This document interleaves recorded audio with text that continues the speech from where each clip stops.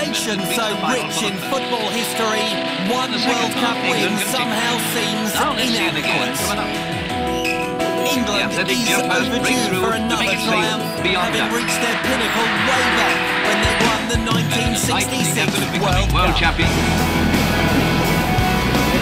Since then, too many talented English squads have buckled under the pressure of massive expectations. For Brazil 2014 though, those expectations have been lowered. For the first time, England aren't looking back at past glories, but forward to a new age as they head to South America with a group of players with little World Cup experience. The upside is less pressure to succeed.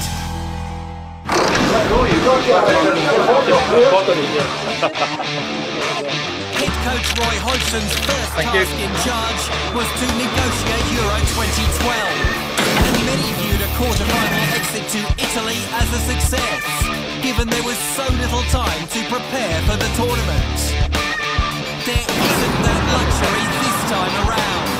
With 2 years at the helm, he's been tasked with finding England's identity once more.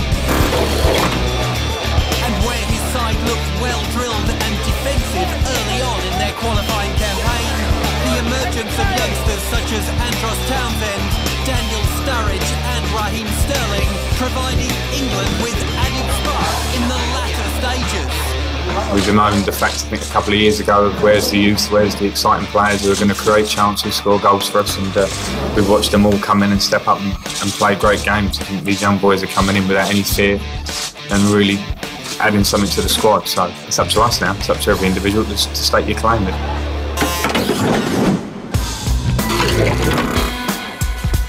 In a managerial career lasting nearly 40 years, Hodgson has taken charge of 16 teams in 8 countries and guided Switzerland to the 1994 World Cup in the United States. He's been a conservative coach, but during his time with England, cannot be faulted for experimenting with younger, promising players.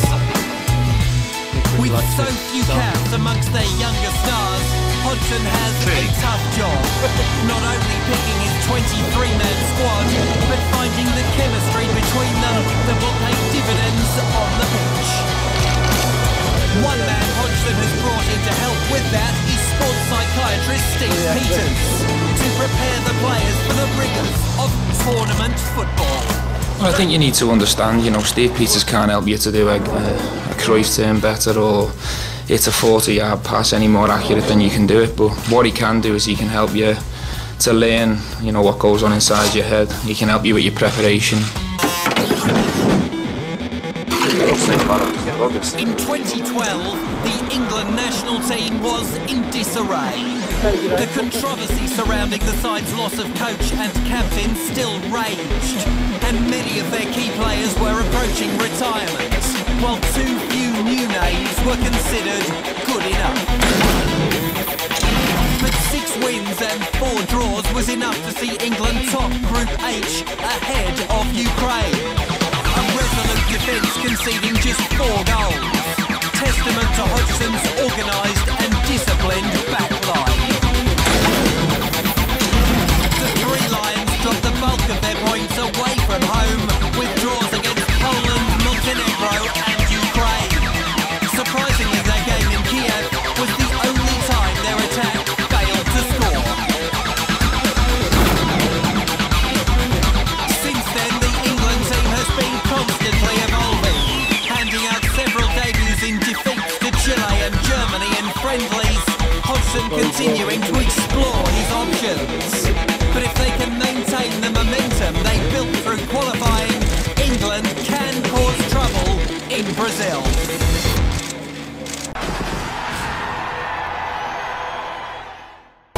The turnover in the England squad since 2010 has been dramatic.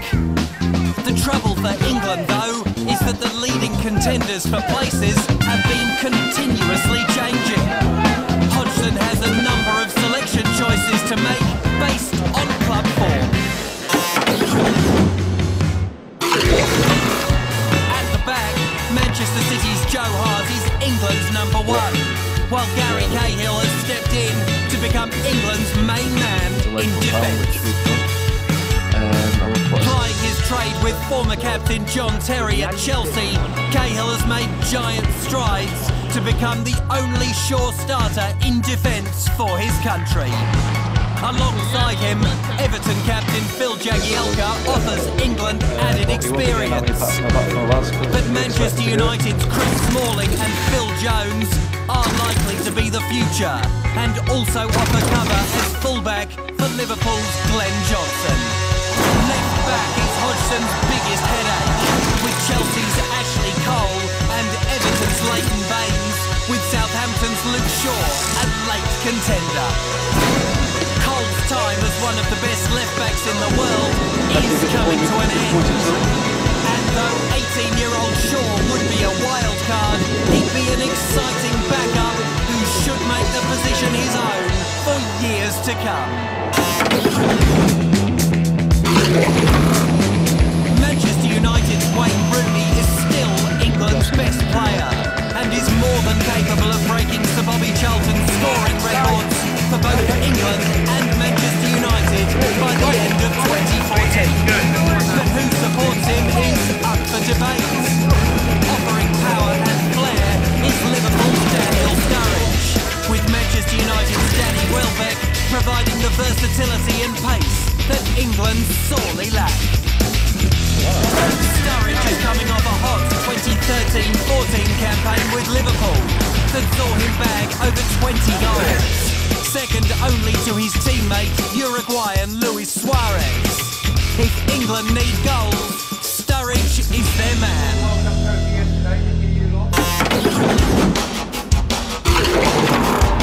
Liverpool and England captain Steven Gerrard will have an automatic spot in the midfield, conducting the play in the heart of the pitch, while fellow veterans Frank Lampard of Chelsea and Manchester United's Michael Carrick offer a wealth of experience.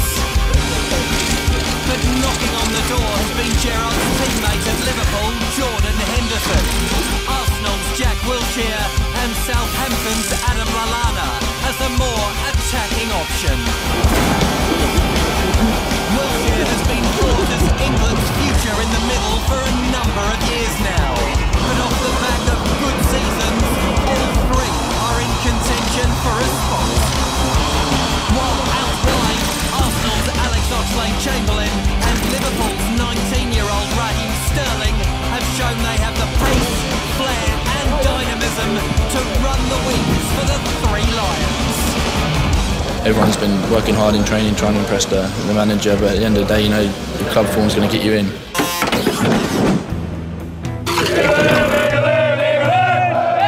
The pressure appears to be off for England, and when looking at the draw, you can see why. They've been given a tough group, facing two-time champions Uruguay, four-time champions Italy and Costa Rica. It's going to be a tough group, but it's up to us to make it a tough group as well. You know, we might not be thinking our game's going to be easy, but I think our opponents, when they play us, hopefully are thinking the same thing. It's part of the English style to kick and rush, but playing a physically taxing game in hot conditions after long club seasons can be tough. And they can be poor at holding onto the ball. Against Uruguay and Italy, keeping it from their star players will be key to defeating them. Faith may be low in the English support group, but the players are still top draw, and it would be foolish to write off the Three Lions just yet.